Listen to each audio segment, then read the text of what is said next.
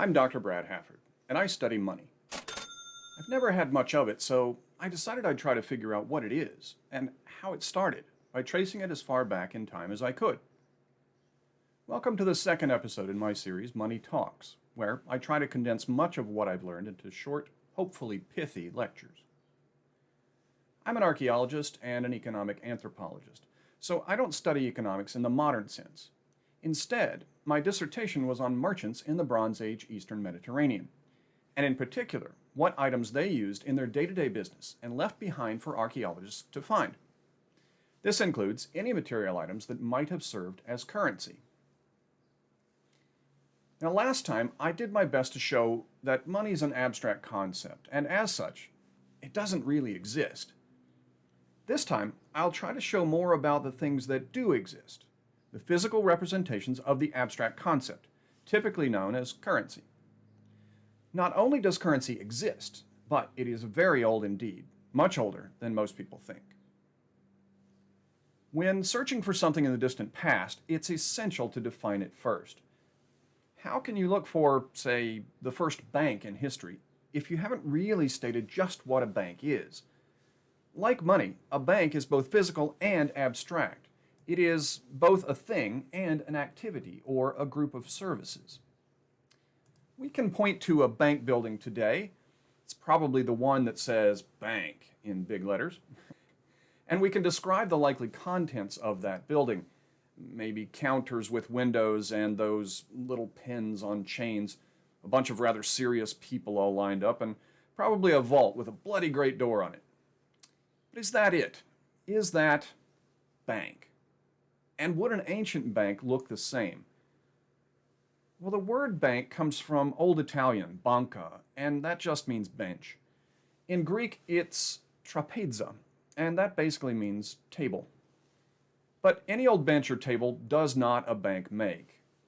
Instead, a financial bank derives from a specific type of bench or table, the moneylender's table set up in medieval markets. So the idea of bank is deeply connected to the activity of lending money. But banks also store value, invest value, allow deposit and withdrawal at many branches, and pay interest on accounts. The point is that a bank is actually rather hard to define definitively. If a bank is simply a place that takes in deposits of valuables, stores them, and then releases them at later demand by the depositors, then we might say that early granaries in Neolithic Egypt or Mesopotamia some 7,000 or 8,000 years ago were banks. And in a way they were, but not in the complete sense of the modern word. They served to store and distribute grain, not really for individuals, but for the community as a whole, and not really at interest, though storing seed grain for the next year's planting could be seen as a kind of investment with return. Money, economics, barter, mercantilism, commerce, and so many other concepts are similarly difficult to define, and we must be very careful when we seek them in the ancient past. At least where currency is concerned, we're not talking about a building or even a huge variety of services. Instead, we're mainly talking about the aspects of money that can be fulfilled by a physical object, and those are store of value and method of payment. Almost anything can perform these functions so long as it is accepted by the people involved. But there are characteristics that make some materials better than others. Way back in the 4th century BCE, Aristotle noted that a good currency needs to be portable, divisible, durable, quantifiable, and he felt that it had to be intrinsically valuable. That is, having a use or aspect that made it naturally valuable to people. That doesn't really exist universally, but currencies work best if their material is scarce, or at least if the issuing authority can limit the supply of that material. Many things have these aspects to varying degrees, but to claim that any of them were used as currency, we have to be able to demonstrate that they were used as stores of value and methods of payment.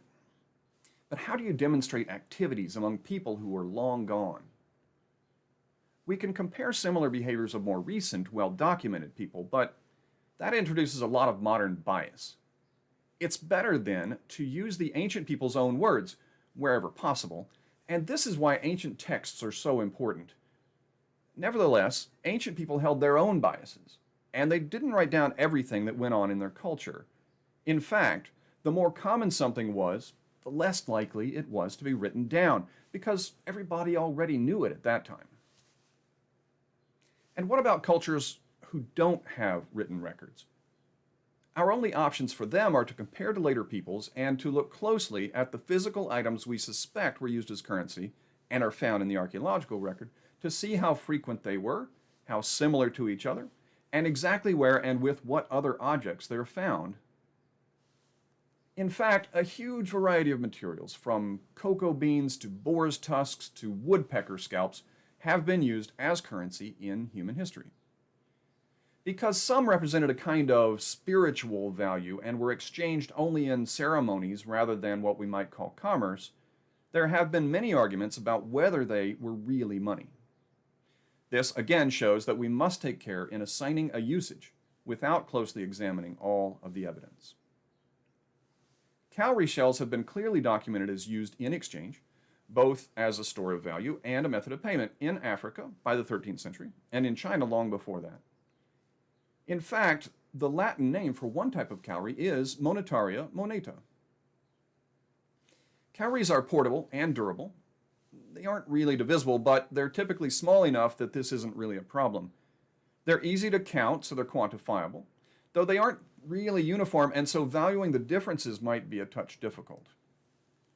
They are generally scarce in Africa, especially in West Africa, where their currency use was common. But they exist naturally in the Maldives, in the Indian Ocean east of Africa. When the British got wind of the use of cowries as currency, they brought in boatloads to Africa, thus flooding the local economy. Much of how we know about this is through the writings of the British involved, but cowries are also found in excavations. Use of currency can also be demonstrated much earlier in history, both textually and archaeologically. The first written texts, more than 5,000 years ago in Mesopotamia, were economic in nature. They show us that grain and silver were both used as units of account, though silver was most common in this function. Both were accepted as method of payment, though how frequently we don't really know, and both were certainly stores of value, though grain wouldn't store for long periods of time. Grain was common as a foodstuff after its domestication, thus it was a way to express value that everyone in an agricultural society could understand. It was essentially the currency of farmers, and most people were farmers. As complexity increased and state-level society developed, more and more people worked longer and longer on things like weaving and metalworking, crafting, building, scribal work, and more. Not everyone was farming their own food anymore. Workers for the early state were most often paid in grain, be it in raw bushels or in the form of bread or beer. Grain rations kept the people alive and working and allowed artisans to focus on their skills and not having to farm their own food. Thus, this helped complexity to increase still more. Metalworking came as an important technological development. Softer metals were worked first, gold, lead, copper, and then people learned to harden copper with the addition of other metals like arsenic or tin. And they learned to extract silver from lead ores. The shinier and rarer metals took on a prestige value that represented power. So, while grain tended to be the currency of the working class, silver was the most common currency of the upper class. 1 shekel of silver was the equivalent of 1 month's pay for a common worker. That's like receiving a single silver US dime for a week's toil. At this scale, silver wouldn't make a good payment for workers, especially if paid every day. But the stated conversion rate in about 1800 BCE was 1 shekel of silver to 1 gur of grain, which is about 300 liters. So that's about 10 liters of grain a day as payment for work. Grind it into flour, and you've literally made your family's daily bread.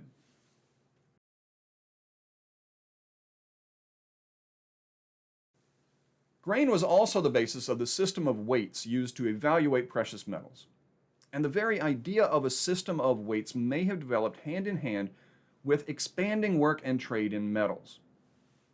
180 grains of barley defined the standard unit of weight, known in Sumerian as gin, and in Akkadian as shekel. Shekel comes from the verb shekalu, meaning to weigh out. We find a great many stone weights in Mesopotamian archaeological sites, some of which are marked as to their number of units, and they confirm the system. 1 shekel in southern Mesopotamia, and we're talking 2500 BCE or earlier, weighed about 8.4 grams. In the north, it tended to weigh about 9.4 grams, and this might be because a different grain, such as einkorn or emmer wheat, rather than barley, was the basis there. A shekel of silver could buy a lot of things. Imagine what a month's pay could purchase today. As a much more durable, portable, and scarce material than grain, silver stored higher value in a smaller volume and could be used over longer distances of time and space. Mesopotamian texts show that it was used for large-scale purchases of commodities, houses, and land. It was even loaned out at interest. The Code of Hammurabi at nearly 1800 BCE states that interest on silver was 20%, but on the more perishable grain, it was 33%.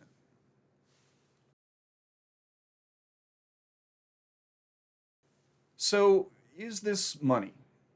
Well, yes. Yes, it is. It's currency, and currency is the physical correlate of money.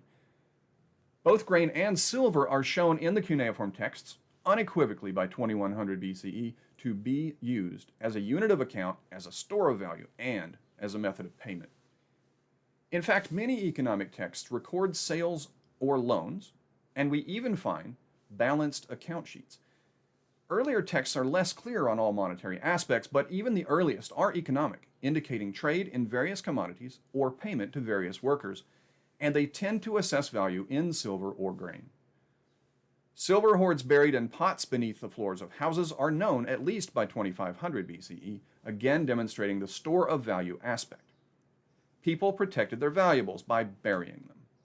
And the silver in hoards is often in a spiral ring form of relatively uniform purity. These rings were easily carried and easily clipped to make segments for weighing in the payment process. Now, this is not to say that everyone carried rings of silver and clipped off some to get a haircut or a pair of shoes. Nor did farmers lug sacks of grain around and hand out fistfuls to a store clerk in exchange for a cup of tea. Grain payments to workers were largely rations, and they were supplemented with other comestibles. Grain was, in theory, directly convertible to silver, but this was rarely actually done. Farmers would often use their products to pay taxes, but through a kind of middleman. At Ur, for example, an ancient city I've had the privilege of excavating in small portions myself, there is an archive of one such middleman, a merchant who dealt heavily in fish.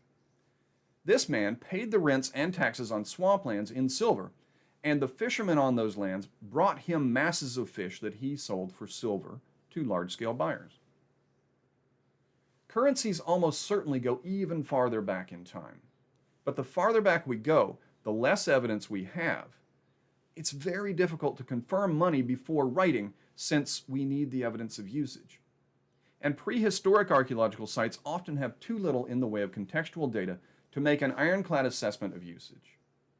But there are tantalizing clues of possible late Neolithic currency, or at least accounting practices, that I will cover soon. Thanks for joining me. I'm Dr. Brown Hafford. Join me again for another money lecture, and be sure to check out NoteNook, my series on modern paper currency.